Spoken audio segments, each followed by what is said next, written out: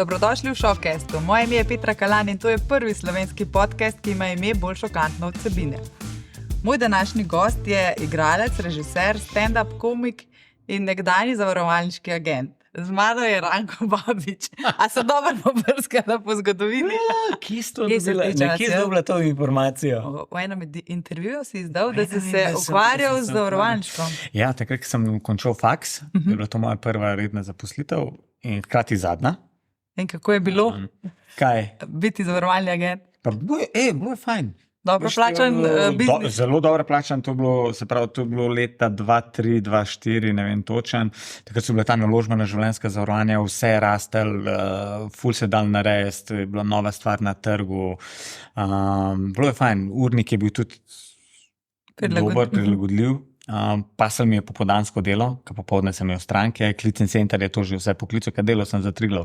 In klicni center jih je že vse kontaktiral, jaz sem prišel, oni so vedeli, kaj pridem predstaviti, tako da bilo je fajn. Pa si bil dober prodajalec, si prodal veliko. Bomo rekli tako, glede na to, koliko sem se trudil, nekaj srednja žalost. Nisem se preveč trudil. No? Ne, bi lahko bilo bolje. Ne. Pa tudi malo sem začel malo preveč razmišljati pa filozofirati glede teh zavarovanj, tako da... Veš, če se pa to vse podre, cel blok, ki smo zavarovali, kdo v to plača, jaz imamo podzavarovalnice. A res, kaj pa če njim smaka denarja? Kako pa si sam zavarovan v teh časih? Ja, vse imam zavarovan. Vse, kar je možno. Vse. Jaz sem tak, glej, toliko se mi enih stvari zgodil, da imam vse zavarovan. Potem se ti ne bo nič zgodilo. Ja, no, glej. Zdaj za začetek vsakega gosta prosim, da mi pokaže, katere 3 predmete je prinesel sam, pa bi tudi tebe prosila. Ja, prinesel sem lopar. Zdaj, ko sem bil mlajši, sem igral nogomet. Tenisa si nismo mogli prvošati. Se prav spomnim, sem bil v 6. razredu, sem pustil fuzbal, da ga več ne bom igral. In sem rekel, mamic, gledaj, jaz bom tenis treniral. In je rekel, ok, v redu, kakor ti paše. In sem rekel, daj poklič to telefonsko, da se zmenaš s trenerjem, ker to se morajo se starši, valjda 6. razred. In je poklicala in ki je nehala govoriti, je rekla, poslušajte mene, bom je zdaj po slovensko povedal, samo ona ni tako povedala, ona je povedala po bosansko, poslušajte mene, jaz plačujem 400 mark za tvoje treninge na mesec, zaplačam vam pa 800 mark. Prav, fataj se onih kopačka tamo. Prav, celo mi je, da za kopačke 50 mark na let, pa igraš cel let. Nekih čanarin tudi nismo mi plačvali, ko smo igrali fuzbal. Je bilo brezplačno. Ful je bilo tako brezplačno vse skupaj. Tako da mi je potem ta tenis nekje ostal v podzavesti. In dejansko je zdaj zadnjih 5 let ga tudi nekaj treniram, imam trenerja osebnega. Ja, tako enkrat, 2krat na mesec imam. Taka resna rekreacija. Resna rekreacija, igram tudi neke lige, tam v Fužinah sem v enem klubu, v Fužinah, kje bom, čeprav nisem doma na Fužinah, ampak ja. Tako da ja, moram reči, da je to taka. Da se zmenite, fuzbal je, ekipni športi, čas, nimajo danes fantje cajta, morajo ženo vprašati, otroci, obveznosti, tako pa lopar. Imaš cajt, greva in to je to. Nimava se kaj organizirati, ne rabaš 10-15 ljudi. Samo enega. Ali pa še to ne, ni ena mašina, ki strela žuk. Nisem zdaj to bogi, da rabam z mašino igrati. Najde. Se pa tudi imam starejša hči, ona tudi igra rekreativno tenis, tako da tudi mi potem kdaj greva igrati. In kdo zmaga ponavadi? Je zaenkrat fotor zmaga. Zaenkrat še. Ego še ne trpi. Ja. No, ko sva ravno pri ego. Pri ego to, ja. Druga stvar, jaz rad berem. Berem knjige in naprimer tole knjigo sem prebral po moje, da 2krat, pa zdaj nisem 1 let pa pol, pa imam občutek, da bi moral še enkrat. Zelo dobra knjiga. Kako to, da te je poklicala, da prebereš? Si imel težave z egom? Vsi imajo težave z egotom. Vsi. Sam se po mojem ne zavedaš, koliko velike, dokler ne začneš brati knjigo. In kad ti knjiga začne govoriti primere in ti kazati in razlagati, kako naši možgani delujejo, tako rečeš, Jesus, pa jaz imam res probleme z egotom. Tako da to je top knjiga. To mora vsak prebrati. To je top knjiga. Koliko enih napačnih odločitev narediš v življenju, ga narediš sam zaradi egota. To je najverjetno. To je res veliko knjig sem prebral, ampak tam je res ostalo v spominu. Ja, priporočaš. Definitivno. definitivno. Gle, vsaka napačna odločitev v življenju, ki si jo naredil, je bil ego kriv. Definitivno. Res, bolj, ko začneš raziskovati. Ampak zdaj, gledalci, preberite prvo knjigo, potem analizirajte svoje odločitve. Ne analizirate zdaj odločitve, kva bo meni zdaj knjiga. Prvo preber, potem pa vse napačne odločitve in boš videl, kolikrat ti telo reče, da ne, pa ego kar forsira, pa bom naredil. En klasičen primer, fant pa punca gresta na razred. In ne vem, recimo, ženska punca pusti fanta. In je fant zdaj ljubosumen in to, in gor, dol, in trpi. Čeprav ga je ona pustila zato, ker je on njo varal. Se pravi, je že v samo štartu ni imel, tokrat pa ni bil, ampak ker ga je ona pustila, njegov ego trpi. In vse njegove odločitve, maltretiranje te ženje, da jo ne pusti parmir, da vse je to ego. Tako da je zanimivo. To sem en tak zdaj banalen primer. Ampak je knjiga. Sprejemaš drugačne odločitve, odkar si prebral to knjigo? Pa jaz vsako knjigo, ki preberem, se nekaj naučim. Ja. Veš kaj fora, vzorci so problem. Jaz sem to prebral že dvakrat, pa sem imel pred kratkim spet neko eno odločitev, ki je bila napačna in je bila sprejeta na podlagi egota. In vidiš, koliko so ti vzorci močni, da bi jo moral dejansko brati vsak dan. Kaj pa mogoče kakšen drug način reševanja teh vzorcev si se ga že lotil? Kakšne terapije? Seveda, da sem v terapiji. Kdo pa ni bil na terapiji? Pa če hočeš biti danes uspešen, prvo pravilo je, da moraš iti na terapijo. Ja, itak, da sem bil. Takrat, ko sem bil, to je bilo težko obdobje tako, pa sploh ni bilo težko obdobje, ampak so takrat se začeli ti vzorci vam butati. Takrat, ko sem snimal to serijo Ena žlahtna štorija, pa Moška copata, pa vse je začel pokati tako, pa televizija, pa predstave, pa delati vsak dan, pa se skuril. Pa sem vedel, da ni bilo samo to, da so bile tudi druge težave, ki so začele potem butati van. Veš, to se pa lepo se je vse se lepo poklopili, pa drug otrok, pa doma neprespan, pa vse veš, kad pridejo otroci, to so sama kreganja s partnerji, to jaz ne vem, kdo so te ljudje, ki hodijo zaljubljeni okrog, kad to je katastrofa, ko otrok prije prvi 2 let, to je sam za preživeti, neš drug. Ne živiš, ampak preživiš. Res, sam preživljaš, to je neverjetno. Kapene tenzije, toliko enih sprememb. Tako da si, in glavno takrat sem jaz snimal tudi to serijo, pa sem imel tudi to predstavo, monokomedijo, gor dol in je začel itak butati in sem šel. Kako močno je pa takrat ego deloval proti tej odločitvi, da bi šel na terapijo? Pa bilo je težko, no?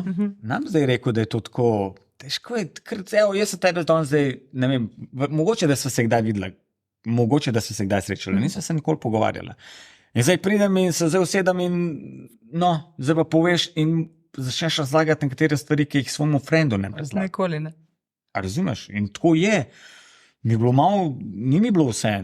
Tako, ko sem prišel, tako neka trema, neka malo panika je bilo tako, ko je to nam zdaj dobil še napad panike, zdaj to, ker sem tukaj neko tesnobo čutim in hvala Bogu ta terapeutka, ki sem imel, ona je res top ženska, res je top, tako pomirjena in vse in me tudi če ni vedela, kaj za nalaž, je ona rekla, da se pravi, jaz sem prišel k njej v ordinacijo recimo da oktobra.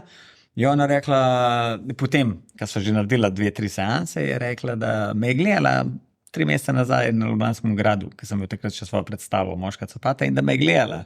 Rekla, zelo zanimiva predstava, sem se kar nasmejala, ni mi tega na začetku povedala, ampak kasneje.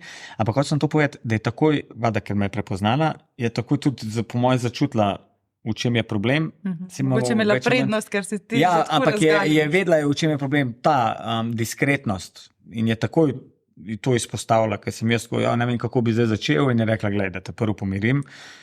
Marsikdo prihaja sam od največjih biznismenov, ki imajo jahte, 5 stanovanj, 3 bajte, do olimpijskih športnikov, vse. Do navadenega, če se lahko izražam, delavca, vsi prihajajo. Tako da ne nič misli, da si nekaj posebenega, pa da bi čutil zdaj, da veš, da te mora biti sram. Da te mora biti sram, no, ja, bravo, ja, da te mora biti sram. Ja. Tako da in potem, ko se je pa odprl, Stara, pa sam letel ven. Jaz sem sam sebe analiziral. To je bilo zanimivo, ko sem govoril, pa tako, vse vem, to je po mojem zaradi tega, da ne bilo prav tako v enem trenutku.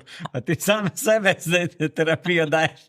Rekel, ja, ni to zanimivo, se pravi, vem, kje je problem. Ja, ampak potem ni tak, da ona je toliko nad mano teh levelov, da ki so potem bolj začela brskati, sva ugotovila stvari, ki jih ne moreš samo ugotoviti. Pa še obiskuješ? Ne. Takrat sem imel to eno kuro, pa sem imela tak dogovor, kadarkoli bom imel kakšne težave, da pridem in se pogovoril. In sem bil po mojem še 1-2 krat, da sem bil tako, da sem se pogovoril. Se itak zavedam teh svojih vzorcev. Ti mene težko danes presenetaš, da zdaj rekel, veš, kakšen si ti, Ranko, ti pa tak, bom se ja vem. Samo zdaj, kako s tem upravljaš? Mogoče tam priznal, ampak bom rekel, kva ti govoriš, ti už meni govori, da sem jaz tak, pa bom šel v dan, pa bom rekel, zadeve, veš, sem tak. Si znaš nadstavljati ogledalo? Ja, seveda. Ja, definitivno. No, da ne bova zdaj šla v pregloboke vode, potem pa še en tak bolj sproščen. Ti si rekla, da je to šok, da to nič ne šokira, gled, kakšne imam jaz teme. Je življenjske, ne? Psihoterapija. Evo, tretja stvar, puzle. Puzle. Jaz rad sestavljam puzle, me kar sproščajo, še posebej te tisočke. In pa, da so take pisane, da ni zdaj tukaj en konj, pa travnik, pa en kup ene modrine nebesa, pa en drevo, rjav, pa ti ugibaj zdaj 1000 teh puzel, kam paše. Tako da ja, puzle. To rad sestavljam, tudi ta mala, niso zdaj neki fani, ta najmlajša, ona sestavlja te malo večje puzle, ki jih je 50, 60 do 70, ampak ja, meni je pa to kar fajn. Si vesel, ko dobite hčerki za darilo puzle pa? To sem jaz sebi kupil. Aha, ok. Se ne smeta igrati. Jurija. To je Jurija puzla, ta velika ni šans, da to sestavljala. Škoda časa, boljše biti na telefonu. Ta mala pa ne more, ni te sploh kapacitete. Saj jaz mislim, moj otrok ne more to, jaz sestavljam 1000 puzel, zdaj ne vem, če lahko še en otrok sestavljam, ampak 1000 res. Koliko so starih hčerki? 5 pa 12. Že puberteta trka na vrata. Že novi vzorci prihajajo. Trka na vrata, puberteta je že prišla v stanovanje, ne morem vršiti ven. Kako se pa s tem spopadate ženo? To so pa spet čisto novi. Težko. Zelo težko. Naporno je. Ko moraš skozi nekaj razumeti, pa nekaj analizirati. Pa to je ta generacija, pa skozi moraš biti ta nek evropski starš, se pogovarjati. To je težko, kam imaš ti vzorce čist drugačne. Moja mami je bila isto vzgojena, kot je ona mene naprej vzgajala. Ni nekaj razlagala. Ni bilo izboljšav. Ni nekaj velike razlagala, pisa 2-krat, spet sem preklenil, se povečujem. 2-krat je nekaj povedala, tretjič me žgala, ni, zdaj se s tabo, ne. Kako težko je pa potem biti ta sočuten starš, razumevajoč? Težko. Tako da se veliko potem sam sabo pogovarjam, moram predihavati. Tako, da ne eksplodiram, moram dihati. Kaj pa enega pregovarjanja je skozi neki. To je skozi neki. A pa ti humor kdaj pomaga pri teh pogajanjih, ali si doma bolj resen, zadržan? Vedno me zanima, so komiki doma tudi zabavni, ali je to? Zdaj moja žena prav, da nisem zabaven doma. Ja, mislim, kaj jo oponašam, kaj se derem, pa kaj napizdevam po domač povem. Se doskrat zgodi, da gre žena ven iz kuhne, ne moram biti več zraven, ker začneš oponašati, kva ona dela narobe. A veš, jaz pa rečem, a to je fora, prije domov in rečem, tem obleko, halo, pa sem slišala en trač, ampak jaz to resno govorim in moja žena gleda prav, jaz to ne moram poslušati, meni grem na smeh in grem pa raj ven iz kuhne, medtem ko imaš ti monolog in ga končaš, priješ nazaj. Ampak jaz to nehote delam, pač oponašam njo, kako meče stvari, kako ne pospravi za sabo, kako naloge, kako se zmišljuje stvari, kako mi je zanj slagala, bla, bla, bla. Ja. Zdaj, veliko teh osebnih tematik iz domačega okolja si uporabil tudi v svojih predstavah. Moška copata, potem kriza srednjih let. Je to ena vrsta tudi terapija, da to ven daješ na odru, sprocesiraš? Seveda. Koliko ima pa žena besede pri tem, koliko zasebnega življenja deliš? Ja, kako je pri teh stvarih čisto preprosto. Jaz z ženo vprašam. Pa kdaj reče ne, to je pa preveč. Jaz ženo vprašam, pač povem, jaz bi to, jaz dam predlog, kaj bi jaz govoril. Seveda, vsak predlog utemeljim, če je pač kontraverzen. Rečem pa, to bi bilo fajn, pa glej, bla, bla, bla. Tako da ona da za vse moje teme da zeleno luč. Jaz mislim, da to moš narediti. Ker spet govoriš o njenem življenju, moš biti pa toliko spoštljiv do svoje partnerke, pa pač in povedal, da to bom govoril. In se prav spomnim, zato imamo mi da 7 let razlike, ker se ta druga ni parjela. Takoj. O tem si tudi govoril. Sem tudi govoril na predstavi, ja. In prva se takoj prijela, druga se ni. In so hodila in sva delala otroka in sem šel jaz dati ta semena in bla, bla, bla. In sem rekel, jaz bi pa to govoril. In je bilo tako, pa ne vem, imaš ti dosta taka osebna stvar. In sem rekel, ljudje imajo ful probleme s tem. Da jih pokažem, sem imel jaz isto in da se da vse zrihtati. In sem jo nekako prepričal. Itak sem govoril iz svoje nekega pogleda, nisem šel zdaj v njene detajle. Kaj z njo, vse itak ni bilo narobe z nobenim konc koncev, sam pač nisem paril. In je ful pomagal tako, škup folka me je tako ustavil po predstavi. Res si se dotaknil teme, ne bi v življenju pomislil, ker smo dala midva z mojo partnerko tudi. V življenju nisem pomislil, da lahko naredиш joke iz tega. In ti ga naredil od prve do zadnje minute. Tako dobro napisal, da bi si človek lahko želel, da bi imel probleme z nasetvijo. Proti so tako lepo pričaral. Tako da, ja. Si podaril kakšen tabu, ne, s tem? Pa ja, jaz redko govorim o stvarih, kar se drugi komiki ne lotijo. Tako da me nekako tak občutek, pa veš, tudi zdaj, ko bom govoril, ko zdaj pripravljam predstavo od drugih let svojo, bom spet nekaj tazga pač povedal. V duhu časa, ja. Kar se ti dogaja. Kar se mi dogaja, pa kar drugi komiki niso. Aha. A lahko kaj izdaš? Ne smem to, kaj ti komiki pa sam kopirajo. A si kaj kradete šale, komiki? Ne, se ne moš kradeš šale, lahko se sam kradeš, ne moram reči, da si kradel šale, ampak idejo o šali. Da bi jaz zdaj tebi naštel 10 šal, da koga zdaj obtužujem, ampak tako, da ti je zdaj povedal, jaz bom govoril naslednji predstavi o tem, bi lahko vsak komik čist legitimno rekel, pa jaz bi tudi govoril o tem. In nimaš mu kaj boš rekel, ne boš govoril, ne vem, o tem, kako je dojenček majhen. Se vidiš, vsak komik, ki dobi dojenčka, ima v svoji predstavi dojenčka. Ja, to je pa res. In to je to. Sam je pač razlika ta, da sem bil jaz prvi. Še sem prvi imel otroka, jaz sem prvi govoril o svojemu otroku in so potem komiki za mano dobivali otroke in itak, da so govorili, pa ne, da sem jaz zdaj nekaj posebenega, sem prvi, ampak pač bil sem prvi, sem dobil prvi otroka in sem šel v detajle. Kako je žena rojevala, gor, dol in kdorkoli za mano prišel in govoril, je bilo tako ok, ampak jaz sem bil prvi. In zdaj imaš najstnico in boš spet prvi. In boš spet prvi. A jaz sem kaj fora, da imam zdaj najstnico, da bom jo tudi moral vprašati za dovoljenje. A pa se ona kdaj nasmeji tvojim šalim? Ja, jaz mislim, da bi ona danes poslušala, kaj jaz govorim, zato ker takrat, ko je bila stara 7, sem ji povedal, kaj bom govoril in je rekla, ok, zdaj smo spomnili, mi da sem imela tak problem. Moška copata, 7 let je bila stara. Med zadnje predstave, Šentjernej na Dolenjskem, imamo predstavo. Ona gre z mano, sem rekel, da je pet mano, da boš videla, kako predstava zgleda 7 let. In ona je bila pri tehniku, je kar se dela konc predstave, prihaja ona dol s tehnikom, meni tehnik že tako nekaj kaže, začne, ko nisem dojel, kaj? Pridem jaz njo objamem, kako ti je bilo, Miška? Ona mene pogleda. Se bo mi da morala malo pogovarjati, gospodi.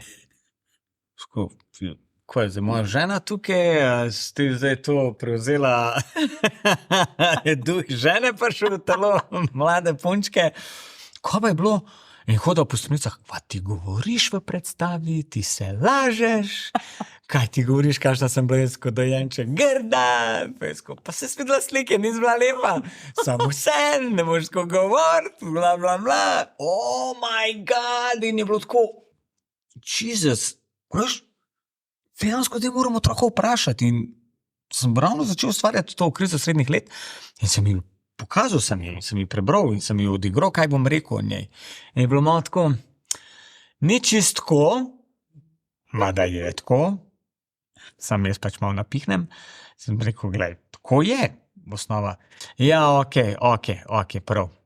In je pa da pozabila, takrat mi je dala dovoljenje in je pozabila. In zdaj pred 12, pol leta nazaj, ko smo se nekaj zafrekavali, sem pokazal en posnetek in ono tako, kva si ti rekel tukaj? Pa je rekel sem to, kar je res, da si 6. razred in da imaš doma 50 medalj in diplom, ampak nikoli ni bilo med prvimi 3. Kako lahko lažeš? Seveda, da sem bila, pravisko, ok, kolikrat pa bila in res najde 2 primere, pravisko, kaj pa ostalih 48, kaj je za to poro, da se pa te kar medalje talajo. Vsi so zmagovalci, vsi so zmagovalci. Tako da zdaj za to 3. predstavo, bo treba se spet usedati. Sem jaz mislim, da bo lažje. Zato, ker zmer tudi, kaj je ona starej, se ji da razložiti stvari. Ja. Pa mogoče malo podkupati.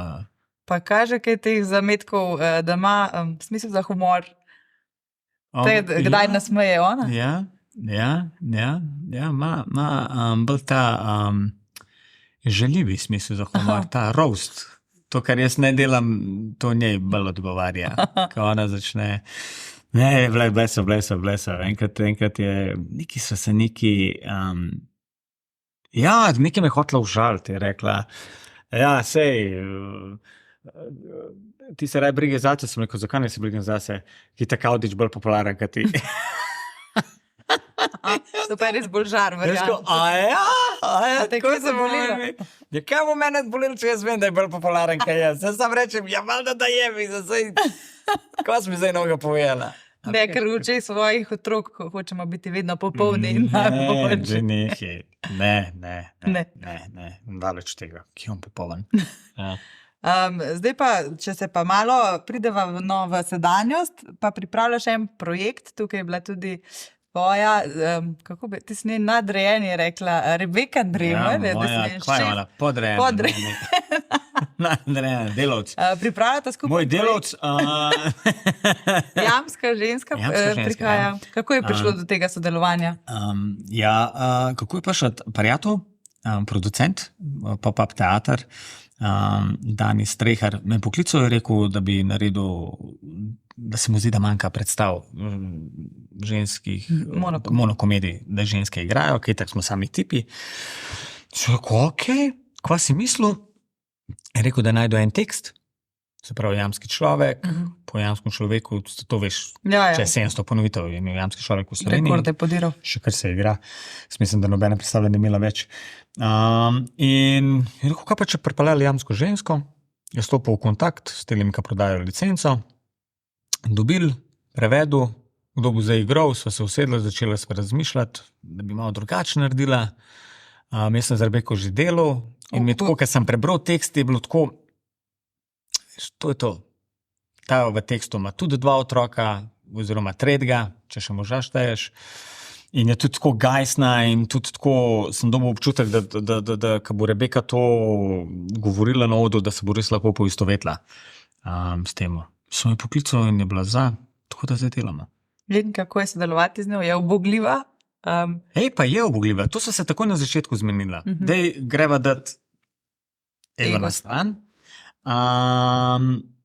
Sem rekel, moral se zavedati, jaz sem tukaj tiskaj ta glaven in ti mi moš ubogati.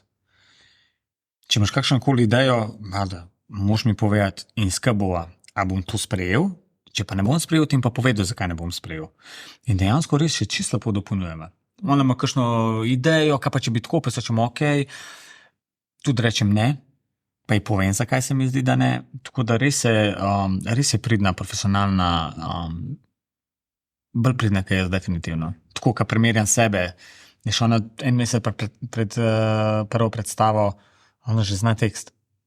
Jaz ga en teden pred prvo predstavo nisem znal, pa sem se ga učil. Zato, ker se pač vse razlikujeva. Ona je zelo plan, da se vse ve, jaz sem pa tako, pa sej bo. Tako da se lepo dopolnjujeva. No? Kaj pa lahko mogoče gledalci pričakujemo od te predstave? Gre za nekakšno odgovor jamskemu človeku? Jaz se zdaj jamskega človeka ne spomnim, ker sem ga gledal 20 let nazaj, tako da ne vem, ampak je ta nek ženski pogled na svet, tak duhovit, zelo duhovit. Ko sem bral scenarij, sem se kar tako veliko za sam nasmejal. Tako, res dober tekst. Tako res spoznaš, kako ženski gledajo na nekatere stvari. Ne? In kako je dejansko lažje biti moški. Veliko lažje. Pa vseeno imaš doma 3 ženske, s katerimi moraš. Ja, in potem sem še 4. najdel, da bom delal z njo. Ja? Ker je rekel, fater, te res ni dosti žensk, zdaj moraš še 4., da se ukvarjaš. Še doma ne moš te 3 zrihtati in si najdeš še eno, da jo rihtaš. Torej, Jamska ženska, pripraviš tudi nek svoj projekt, o katerem še nočeš preveč govoriti. Ja, imaš še kakšne projekte? Ičkoti so tudi na pohodu? Ičkoti so zdaj na pohodu, pa bo en televizijski projekt, ki bo prišel februarja ven. Tako da, skozi se nekaj dogaja. Skozi se dogaja. Tako da, zdaj na prvo mesto mi je pa Jamska ženska. To je res en tak izziv. Tako da, ko me čakam. Ja, veš, jaz sem navajen, jaz sem malo control freak. Hočem imeti vse pod kontrolo in tukaj tega nimam. In se zdaj tako navajam se, tudi tako moš delati v življenju, ne moš biti kar na vseh področjih, imeti vse čez. Tako da je tudi to zame taka ena lepa izkušnja. No, zanimivo, ko je bila Rebeka tukaj, je isto rekla, da je zelo lepo, da lahko še nekomu kakšno breme predaš in sodeluješ, ampak da se tega tudi uči. Tako da sta se najdla 2 control freak. Mislim, ker sem rekel control freak, to govorim za svojo predstavo. Jaz, ko sem gor na odru, sem sam za vse. In lahko reagiram, ki ni smešen, tako lahko popravim, naslednjič vem. Veš, tukaj je pa zdaj drugač. Veš, tukaj pa jaz bom v občinstvu in če ne bo tako šlo neki, pa pri humorju je to zelo, eno besedo samo obrneš in lahko zgubiš 20% smeha. Ne govorim, da lahko izgubiš celo foro, ampak izgubiš 20%. Veš, meni se to dogaja. Ne vem, po počitnicah 3 mesece ne igram in potem pridem in imam napisano list ali ne, ki se bom spomnil to od predstave in bla, in fora gre čez, ti se smeješ, ampak meni tako, čakaj, ko se niso tukaj več smejali. Obrnil si besedo, rekel si, to ne namesto, da si rekel tako, to bi se samo obrnil sam 2 besedi. In to pač nam mogo zdaj kontrolirati in to bo moral biti tam v zaodarju in si pisati, kot trener. Vem za vsakega igralca, kako bi moral igrati, tako bom tudi tukaj sto zaprkala. Kaj pa je mogoče večji strah stand-up komika igralca? To, da ne bo odziva publike ali da, ne vem, predstave niso razprodane? Kaj je slabše? Da ni odziva publike? To sploh nimajo, kje? Pa se ti je kdaj to zgodilo? Kakšni so to občutki? Zgodil se mi je, da ni bilo odziva publike tazga, ampak bom tako rekel. Nikoli se mi ni zgodilo, če so bili pogoji taki, kar morajo biti. Se pravi, da so ljudje tih v dvorani, v prostoru, v dvorani nikoli. To nikoli. To je gledališka dvorana, folk te prišel pogledati, ti tako veš, kaj govoriš in to lahko je samo malo bolj smešen, malo manj smešen, ampak skozi je smešen. Je pa problem, so privatke. Ne vem, da vam je zdaj tukaj oder, zdaj so tam, neki pijejo, stojijo, za frkance jaz prijem na oder in mi začnejo tam malo klepetati, vzad pa malo ne poslušajo. Tam je potem borba. In takih je bilo enih par nastopov, je bilo tako, kako sem to sploh šel delati. Pa te kdaj najamajo kot presenečenje za kakšne zabave rojstne dneve? No, vidiš, in točno to, rojstnih dnevov itak ne delam več. Delam sem še poslovne te zabave. Točno to, ta presenečenja. To jaz vsakmu govorim tudi, kam me hoče najeti. In nekateri to upoštevajo, nekateri se to zdi tako, da bi vse radi imeli presenečenje, ampak jaz vsakmu pravim, kakšno presenečenje? Žurka je. Konc leta je. Novoletno zabavo imaš. Jaz sem prišel, ti velika firma 100, videli se bomo, zafrkavali se bomo, ob 8 večerja in potem moj reči, te pa vi presenečenje ob 9. Eš, kako je to, prekineti žurko in zdaj bo en prišel gor neki govorit in če imaš ti 100 ljudi, od teh 100 ljudi 50 so ful veseli, da si prišel, 20, 30 jim je vsem, ampak te bojo poslušali zaradi respekta, 20 jim je pa tako, kva me briga, sploh mi on ni cool, kot prvo, kot drugo, jaz sem tukaj glih zdaj Petro dobil iz računovodskega servisa, ki mi je všeč, že cel let čakam to žurko in sem te poslušal, kaj govoriš, ona je pa glih 2 vina spila, pa zvedel sem, da je frišno ločena. To so 2 tipične žurke. To je sindikalna žurka, gremo pit, pa hotel reči žgat, pa ne, gremo pit. A to nam govorim. Se bliža decembra, ne, in ti. Dobro, malo sem se pohečil, čez vejo. Ne, zafrkam se. Razumeš, prekinjaš žurko in zato jaz vsako pravim, daj napiš gor. Daj napiš, da ljudje vejo. Ne rabiš pisati kdo, ampak sam, da bo on vedel psihološko, ker jaz rabam 5 minut, da te sploh spravim v mut. prekinil sem vam žurko, zdaj boste mene poslušali, bla, bla, bla. In takrat ponavadi, pa ne to sam pri meni, ampak pri vseh komikih pride do problema kakovostne izvedbe. Kaj to neki ni pripravljen, pa se tudi ne rabiš biti presenečen, da bi, če je tudi že velika žurka, da je 150 ljudi, pa da te dajo v neko restauracijo, pa tam boš v kotu nekaj povedal, pa če zvočenje ni max, pa če oni niso tih, ma ti nič ne moš narediti. Pa še včasih, ko smo začeli delati te stand-upe, smo imeli te žurke, rekel, ob 10-11 in mi budale smo to vzeli in smo šli delati ob 10-11, ko so že vsi nažgani. Ti poveš foro, oni te vrnejo 3 fore. Razumeš, kad zaključujejo stavke, boš ti prišel gor povedati, da smo se saj navadili, da takoj po večeri gre naš nastop. Tako da to je... Tako da imel pa sam zaradi materijala, pa to pa ne. Ne. To pa nisem imel nikoli, da bi se rekel, pa sem bil danes, ni bilo smešen. Kaj pa tebe mogoče nasmeji? No? Obiskuješ kaj te predstave? Mene bedarije. Mene to jaz ne rabim veliko. Jaz tam lahko vidim mene žvali, ki napadajo ljudi, mačke, skače. Zdaj sem gledal enega, ki je bežal po celem stanovanju, ki ga je mačka lovila in skakala po njemu in je kričal, kaj je ena baba. In jaz sem se smejal, tu je nesreči. Drugače pa. Aha, tu je nesreča, to lepo si pisal. Ampak tako, da niso poškodovani. Aha. Ne maram te, ki padajo to. Te taki lepi in nizki paci, ki se drsijo po cesti. Tako, taki. Ne, ni tako. Ne maram, to se res ne morem več nasmeti. Včasih sem se, ampak tako, take. Recimo, če bi jaz zdaj padla iz stola, bi te res nasmejala. Da bi bilo smešno. Saj, če se naredil, prvo bilo, jaz ti v redu, kva spadla. Ok, smo. Kaj pa mogoče kateri slovenski stand-up komiki, no, te nasmejijo? Pa mene lahko vsak nasmeji, če je dobro fora, ja.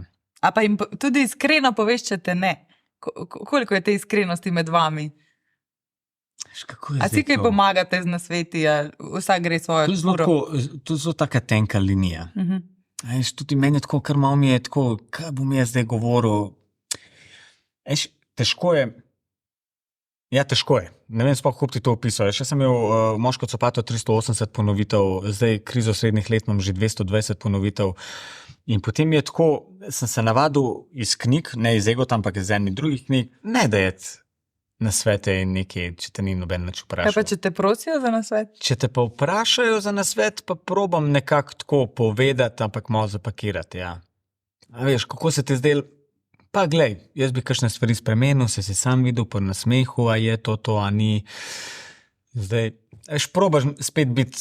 Diplomat. Pa ja, tako da ne moš reči direkt v faco, veš biti, to je za nič. Če sem zdaj govoril, da je vse za nič, ko je meni vse za nič, pa drug mu ni za nič. Tako sem nekako zdi, ne vem, no, kdo sem jaz, da bom jaz zdaj neki sodel. Pa kva je dober, kva ni dober. Jaz tako gledam na stand-up, gledam k na musko. Vsak ima svoj okus. Vsak ima svoj okus. Milijon nekih stand-up komikov. Pa jaz sem friend z pripovedovalcev, imam frende, ki se ukvarjajo, ki sam vice govorijo. Pa kaj? Ljudje se smejajo. Kaj si naredil? Prišel si gor, si povedal in so se ljudje nasmejali. Kaj si naredil? Naredil si dobro stvar. In zdaj, če so oni tebi nasmejali, svaka ti čast. Kdo sem jaz, da jaz tebi zdaj govoril, meni ste vici bedni, te vicmaherji, ko oni govorijo, a pa tam en stand-upper, on je meni beden, on kar nekaj filozofira. Stari, a tebe trg plačuje, a ti lahko prodaš karto. Če ti lahko prodaš karto, jaz nemam nobene pravice, karkoli sploh govoriti. Kaj pa te mlajše generacije stand-up komikov se kaj obračajo na te? Obstajajo kakšne delavnice za stand-up? Ne, jaz se s tem nisem tudi nikoli ukvarjal. Nikoli se nisem ukvarjal. Niti ne bi predajal tega znanja? Ne bi. Kdo pa je tebe upeljal? A si kar sam začel? Ja, jaz sem itak spadal v tisti prvi krog stand-up komikov, ko smo začeli se s tem ukvarjati. Kje ste iz tujine potem črpali? Ja, takrat smo gledali tega Eddie Murphyja, njega smo gledali, tako da dejansko smo sam njega gledali in pa smo sam začeli govoriti. Tako da nisem jaz to nikoli šel neko študiozno v to zadevo. Jaz tudi nimam, še eni komik se res tako študiozno lotijo vseh. Potem imaš to punchline, pa tukaj bomo še to, pa imaš pa ta over the punchline, pa jaz ko gledam, kva ti govoriš. Aha, nimaš nekega recepta? Ne, jaz nimam nobenega recepta. Jaz sam prijem gor, povem tisk, kva me matra in kva mi na živce in to je to. Nimam nobenega recepta. Ja, sam prijem gor in pač povem, kva me moti in kaj vidim. opazujem. Veš, tako da ja, nimam nobenega. Kaj pa recimo v družbi prijateljev si vedno tisti glasen, zabavni? A se pričakuje od tebe, Včasih sem bil ful. Aha. Pa sem pa tako z leti, zmer bolj, ko sem starejši, tako rad vidim, da drug kaj pove, ful se rad smejem, tako da bi kakšen zdaj nekaj pokofore, nimam nobenega problema, z egotom, da je zdaj Da mora bi ti biti. kraljev. 5 let nazaj, 6-7 bi imel. Bi hotel biti skozi, da sem, zdaj sem pa jaz prišel, zdaj pa jaz pokofore, pa. Zdaj pa ne, zdaj sem kar ko prijel sosedam, vse itak, da. Ampak to govorenje šal, ko ljudje pravijo, a si duhovit, mi se sam žalimo se v bistvu prijatelji med sabo. To je nam smešno, veš, ko se začnemo. Ja, veš, mi se začnemo delati se norca, veš, to niso take fore. Ti, až pa sem nekaj razmišljal. Ste vi opazili, kako je, na primer, tovornjak ima 8 gum? Ne. Ampak to je tako, pride v jakne in tako, pa sto v žene vzel. Taki te kratki. Ne vem, tako, bolj je tako neko, to moško, tako se zafrkamo, tako se smejem. Prej si omenil, da si iz take tradicionalne družine, oziroma tako, da je bilo zelo strogo doma. Kako pa so sprejeli to, da je tvoj poklic stand-up komik? Da se prvo sam vrnemo nazaj. Ni bilo tako strogo, kot je bilo, tako je bilo. Tako je bilo. Ni bilo zafrkancije, respekt, nisi ti smel odgovarjati matki fotorov. Ni bilo permisivne vzgojene. Ja, nisi ti smel, točno se je vedel, mat je glavna, tako fotor je glaven, ni bilo tukaj, jaz imam neko mnenje. Kakšno mnenje imaš ti? Veš, to je bilo to. Zdaj, kako so oni, moj fotor pa mami sta ločena, ja, že od majhnega, tako da moja mati imela samo en cilj, kot mati samohranilka, da ni bilo to ful pomembno, da je končala šolo. Ker sem pač tudi v takem okolju tudi malo odraščal, ker fantje niso pač hodili na faks, pa tudi dosti jih ni končal, tudi srednje šole. Tako da jaz sem končal srednjo šolo, upisal sem se na faks in sem faks naredil. In potem sem začel delati v tej zavarovalnici in sem v enem momentu ugotovil, da jaz to ne bi delal. In sem rekel, da bom šel delati to, kar delam danes. In je bilo na začetku, ja, ne vem, gor dol, ampak me je pustilo pri miru, ker sem imel diplomo. Jaz sem prav tudi njej diplomo prinesel, ker sem imel diplomo. Jaz sploh nimam diplome doma. To moja mat. Je več pomenilo kot. Ja, definitivno je več pomenilo. In je bilo samo to, diplomo imaš tam v kotu, ker včasih je diploma ful nekaj pomenila, to nikad danes. Danes pa lagi, že vsak danes, kaj ga vidiš, ti imaš diplomo, s tem v tvojim možgani, ko si sploh najdu vhod v faks, diploma imam. Diploma. In in me je pustila. Nič mi ni težila. Vitek sem živel doma. A veš, jaz sem bil takrat mulj, star 23-24. In je bilo nič, res nič, bilo tako Fotor je imel bolj te fore. Zakaj ti sebi ne najdeš ta prav šiht, pa to delaš zraven, pa zakaj se ne najdeš ta prav šiht. Tako da, mama me je pa dejansko pustila pri miru. Ni bilo teh ameriških, v ameriških filmih je skozi fotor taka teži, matka je pa taka budri kao, find your way, keep fighting, you can do it. Ni bilo to. Ne, vsak pri naš bajt. Fotor je govoril, najti si posel, matka je pa važno, da imaš diplomo. Kaj pa potem, ko ti je uspelo, sta bila ponosna na te, ste te pohvalili? Ja, pa verjetno sta. Tudi nismo zdaj ta družina, ki rečejo, da ponosen starš. Ja, to jaz zdaj delam. Zdaj jaz to svojim otrokom govorim. Pospravila si, da sem ponosen na te. Jaz lahko razprodam 15 dvoran v enem mesecu, pa nisem slišal od staršev.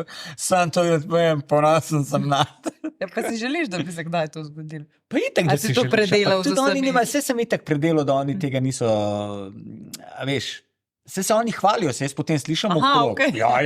Pa se to veš, kako to gre. Veš, moj sin, da pa zdaj jaz točno dobil ta stavek, ponosen sem na te.